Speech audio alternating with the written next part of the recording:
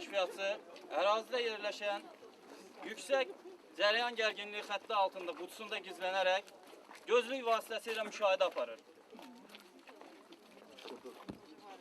Gözlük vasitəsilə.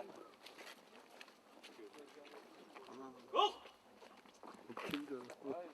Kəşfiyyatçı istehkamçı Əskər Qasımov. Oradan yaxşı görürsən? Elədir ki, var yollar bizdə. Sağ ol. Yat. Tut! Çök.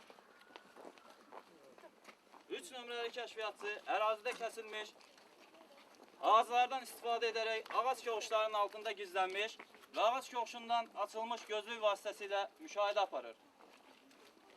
Qarşıda ikinci dənə var.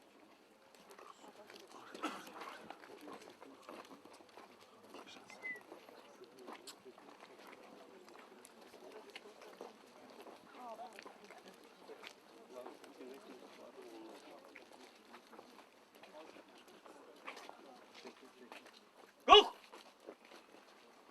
Baş kəşfiyyatçı Əskər Musayev. Sağ ol. Yaxşı görürsən oradan? Elədir ki, var. Sağ ol. Çök.